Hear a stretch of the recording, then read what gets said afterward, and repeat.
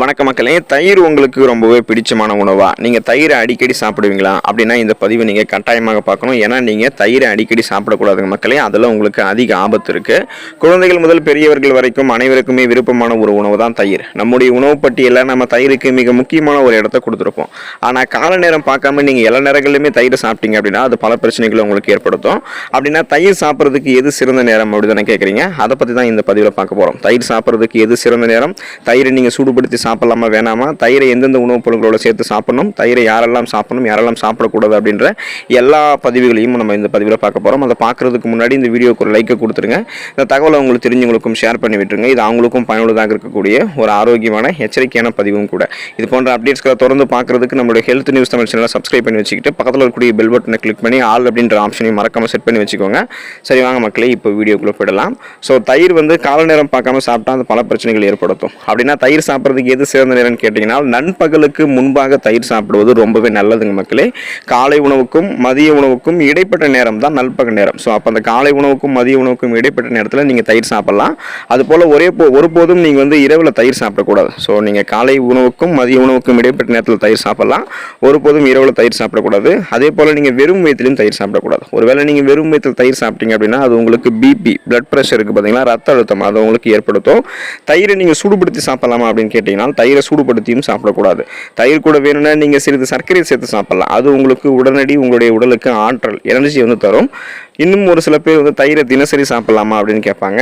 தயிரை நீங்கள் தினசரி எடுத்துக்கொள்ளக்கூடாதுங்க மக்களே.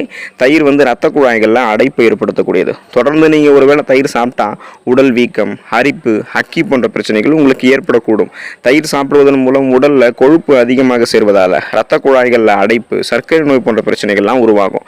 எனவே நீங்கள் தினமும் தயிர் சாப்பிடுவதும் தவிர்க்கணும். வாரத்தில் 2 அல்லது 3 நாட்கள் நல்லா ஞாபகம் வச்சுக்கோங்க.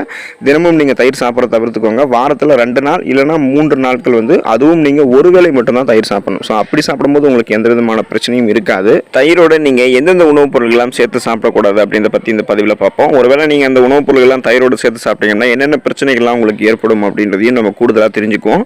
தயிரோட நீங்கள் வெங்காயத்தை சேர்த்து சாப்பிடக்கூடாது. இப்போ மக்கள் பெரும்பாலும் பிரியாணி போன்றவற்றுக்கு பார்த்தீங்கன்னா சைடிஷாக வெங்காயத்தை தயிரில் சேர்த்து கலந்து சாப்பிடுவாங்க. ரைதா அப்படின்னு சொல்லுவாங்க. அது வெங்காயம் உடலில் வெப்பத்தை உற்பத்தி செய்யும் மற்றும் தயிர் குளிர்ச்சியாக இருக்கும். ஸோ இது 2 பழக்கத்தையும் நீங்கள் உடனே நிறுத்தின இந்த பழக்கத்தை. ஏன் அப்படின்னா இது சில நேரங்களில் உங்களுக்கு உங்களுடைய சருமத்தில் தடிப்புகளை ஏற்படுத்தலாம். அரிக்கக்கூடிய தோல் அலர்ஜி அல்லது எக்ஸிமா, சோயாசிஸ் மற்றும் பிற ஸ்கின் அலர்ஜி, சரும அலர்ஜிக்கெலாம் உங்களுக்கு ஏற்படுத்தலாம். ஸோ அதனால் இந்த ரைதா அப்படின்ற வடிவில் நீங்கள் தயிரையும் வெங்காயத்தையும் சேர்த்து சாப்பிட்றதை இப்போ இருந்தே கைவிடுறது ரொம்பவே நல்லது. தயிர் கூட நீங்கள் மீன் சேர்த்து சாப்பிடக்கூடாது. ஸோ நிறைய பேர் கேட்டிங்கன்னா இதுதான் சொல்லுவாங்க, தயிர் கூட மீன் சாப்பிடவே கூடாது அப்படின்னு சொல்லுவாங்க. உண்மைதான். மீன்களோட தயிரை சேர்த்து சாப்பிட்றதை நீங்கள் தவிர்த்துக்கோங்க. ஏன் அப்படின்னா இது ரெண்டுமே புரோட்டீன் அதிகமாக நிறைந்திருக்கக்கூடிய உணவுப் பொருள். எப்போதுமே நம்ம புரோட்டீன்கள் அதிகமாக இருக்கக்கூடிய ஒரு 2 உணவுப் பொருட்களை சேர்த்து சாப்பிட்டோம் அப்படின்னா அது நமக்கு நிறைய பிரச்சனைகளை ஏற்படுத்தும். NTTV அறிக்கையின்படி தாவர வகை புரோட்டீனும் விலங்கு வகை புரோட்டீனும் நம்ம பார்த்தீங்கன்னா உட்கொள்ளக்கூடாது. அதை நம்ம எடுத்துக்கிட்டோம் அப்படின்னாலே அவ்வாறு சாப்பிடும்போது நமக்கு அஜீரண கோளாறு மற்றும் வயிறு தொடர்பான பிரச்சனைகளை வழிவகுக்கும். ஸோ நீங்கள் தயிரையும் மீனையும் நீங்கள் எடுத்துக்காதீங்க. ஒன்றா தயிரையும் பாலையும் நீங்கள் சேர்த்து சாப்பிடக்கூடாது. அதாவது நீங்கள் சாப்பிட்டா தயிர் சாப்பிடணும், இல்லைனா நீங்கள் பால் சாப்பிடணும். இப்போ பால் மற்றும் தயிர் ஒரே குடும்பத்தில் தான் வருது, அது எப்படி ஒன்றா சாப்பிடக்கூடாதுன்னு சொல்கிறீங்க அப்படின்னா அது ரெண்டுமே உங்களுக்கு விலங்கு வகை புரோட்டீன்கள். இது ரெண்டுத்துமே நீங்கள் ஒன்றாக எடுக்கக்கூடாது. அப்படி எடுத்தீங்கன்னா அது உங்களுக்கு வயிற்றுப்போக்கு, அசிடிட்டி, வயிற்று ஊபுசம் மற்றும் வாயு தொல்லை பிரச்சனைகளை உங்களுக்கு ஏற்படுத்தலாம். அதனால் நீங்கள் சாப்பிட்டா தயிரை சாப்பிடணும், இல்லைனா உங்களுக்கு நீங்கள் பாலை சாப்பிடணும். ஸோ அந்த மாதிரி ரெண்டுத்தையும் சேர்த்து சாப்பிடக்கூடாது. தயிரோட நீங்கள் உளுத்தம்பருப்பை சேர்த்து சாப்பிடக்கூடாது. டைம்ஸ் ஆஃப் இந்தியாவுடைய அறிக்கையின்படி உளுத்தம்பருப்பை தயிரோடு சேர்த்து சாப்பிட்டா அது செரிமான மண்டலத்தில் இடையூறை ஏற்படுத்தும்னு சொல்கிறாங்க. இதன் விளைவாக அஜீரண கோளாறு, வயிற்றுப்போக்கு மற்றும் வயிற்று ஊபுசம் போன்ற பிரச்சனைகள்லாம் உங்களுக்கு ஏற்படும். அதே போல் நீங்கள் தயிரோட வறுத்த உணவுகள் அதை சாப்பிடக்கூடாது. ஸோ இந்த ஆயில் ஃபுட்ஸ், இந்த வறுத்த உணவுகள்லாம் சாப்பிடக்கூடாது. எண்ணெயில் பொரித்த உணவுகளோட நீங்கள் தயிரை எப்போதும் சேர்த்து சாப்பிட்றீங்க அப்படின்னா அந்த பழக்கத்தை கைவிட்டுருங்க. அப்படி நீங்கள் சாப்பிட்டீங்க அப்படின்னா அது செரிமான செயல்பாட்டை உங்களுக்கு ஸ்லோவாக்கிடும். ஸோ செரிமான செயல்பாட்டை மெதுவாக்கும். அன்றைய நாள் முழுவதுமாகவே நீங்கள் ரொம்பவே சோர்வாக இருப்பீங்க. ஸோ சோம்பேறித்தனமாக இருக்கக்கூடிய அந்த அவசியம் ஏற்படும். அதனால் நீங்கள் தயிரோட அந்த வறுத்த பொரித்த உணவுகள், ஆயில் ஃபுட்ஸ் எல்லாம் சாப்பிடாதீங்க.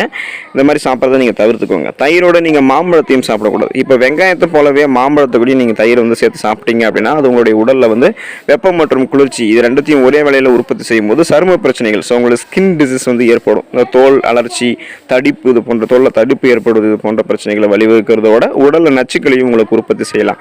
ஸோ அதனால் மாம்பழத்தையும் தயிரையும் நீங்கள் சேர்த்து சாப்பிடக்கூடாது. இதை தவிர நீங்கள் எப்போதுமே தயிரை இரவில் சாப்பிட்றாதீங்க. அது உங்களுக்கு பிரச்சனை தான் ஏற்படுத்தும். ஒருவேளை நீங்கள் தயிரை இரவில் சாப்பிட சாப்பிடக்கூடிய நிர்பந்தம் உங்களுக்கு ஏற்பட்டுடுச்சு, தயிர் தான் இருக்குது வேறு எதுவும் சாப்பிட்றதுக்கு இல்லை அப்படின்னா நீங்கள் அது கூட சற்று கூட இந்துப்பு இதெல்லாம் நீங்கள் சேர்த்து சாப்பிட்லாம். சாப்பிடும்போது அதோடைய தீமைகள் கொஞ்சம் உங்களுக்கு குறைய ஆரம்பிக்கும். ஸோ மற்றபடி தயிர் நல்ல உணவுப் பொருள் தான். இருந்தாலும் தயிரோடு நீங்கள் சேர்த்து சாப்பிடக்கூடிய உணவுப் பொருட்களை பொறுத்தும், தயிரை நீங்கள் தினமும் எடுத்துக்கொள்கிறீங்களா இல்லையா, சூடுபடுத்தி சாப்பிட்றீங்களா இல்லையா அப்படின்ற எந்தெந்த பதார்த்தங்களோட நம்ம சேர்த்து சாப்பிடணும் அப்படின்ற இந்த வகைகளை பொறுத்து தயிரோட தீமைகள் கூடிக்கிட்டே போகும். ஸோ தயிர் நீங்கள் அளவோட முறையில் ஆரோக்கியமான முறையில் எடுத்துக்கோங்க, அளவாக எடுத்துக்கோங்க. நலமோடு வாழுங்க. நன்றி மக்களே.